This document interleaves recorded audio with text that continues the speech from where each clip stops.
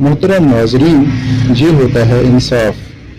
مجرم ایک 15 سالہ لڑکا تھا، ایک اسٹور سے چوری کرتا ہوا پکڑا گیا۔ پکڑے جانے پر گارڈ کی گرفت سے بھاگنے کی کوشش کی۔ مزاحمت کے دوران اسٹور کا ایک شیلف بھی ٹوٹ گیا۔ جج نے فرد جرم سنی اور لڑکے سے پوچھا، تم نے واقعی کچھ چرایا تھا؟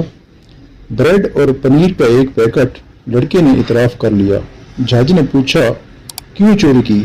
لڑکے نے جواب دیا، مجھے ضرورت تھی۔ جج نے کہا، خرید لیتے۔ لڑکے نے کہا، پیسے نہیں تھے۔ جج نے کہا، گھر والوں سے لے لیتے۔ لڑکے نے کہا، گھر پر صرف ایک ماں ہے، بیمار ہے اور بے روزگار ہے۔ بریڈ اور پنیر کا پیکٹ اسی کے لیے چرایا تھا۔ جج نے کہا، تم کچھ کام نہیں کرتے؟ لڑکے نے جواب دیا، جج صاحب کام کرتا تھا ایک کار واش میں، ماں کی دیکھ بھال کے لیے۔ ایک دن کی چھٹی کی تو مالک نے کام سے نکال دیا۔ تم کسی سے مدد مانگ لیتے۔ لڑکے نے کہا، جج صاحب صبح سے مدد مانگ رہا تھا، کسی نے میری مدد نہیں کی۔ جج نے سارا معاملہ سنا اور جرح ختم کرتے ہوئے اپنا فیصلہ سنانا شروع کر دیا۔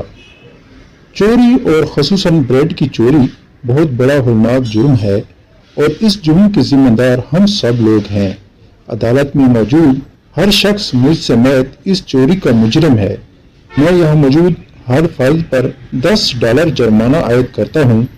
$10 ادا کیے بغیر کوئی شخص کورٹ سے باہر نہیں جا سکتا۔ یہ کہہ کر جج نے اپنی جیب سے $10 نکال کر میز پر رکھ دیے۔ اس کے علاوہ جج نے کہا، میں اسٹور انتظامیہ پر $1000 جرمانہ عائد کرتا ہوں کہ اس نے ایک بھوکے بچے سے غیر انسانی سلوک کرتے ہوئے اسے پولیس کے حوالے کیا۔ اگر 24 گھنٹے میں جرمانہ جمع نہ کیا گیا تو کورٹ سیل کرنے کا حکم دے گی۔ فیصلے کے آخری الماس یہ تھے، اسٹور انتظامیہ اور حاضرین پر جرمانے کی رقم لڑکے کو ادا کرتے ہوئے عدالت سے معافی طلب کرتی ہے۔ فیصلہ سننے کے بعد حاضرین تو اشکبار ہی تھے، اس سے لڑکے کی تو گویا ہچکیاں بندھی گئی تھیں اور وہ بار بار جج کی طرف دیکھ رہا تھا جیسے کہ وہ اچھے فیصلے کا منتظر تھا۔ کفر کے معاشرے میں ایسے ہی نظام نہیں چلتے، بلکہ اور کفر کے معاشرے